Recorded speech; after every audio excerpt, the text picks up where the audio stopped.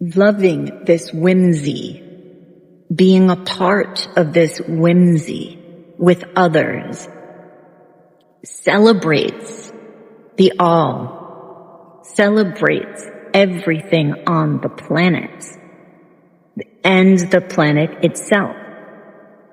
Gaia thrives on the whimsy, and so do we.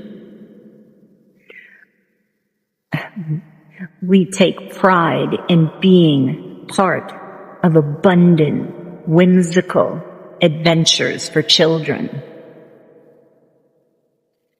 Children dance. Children climb.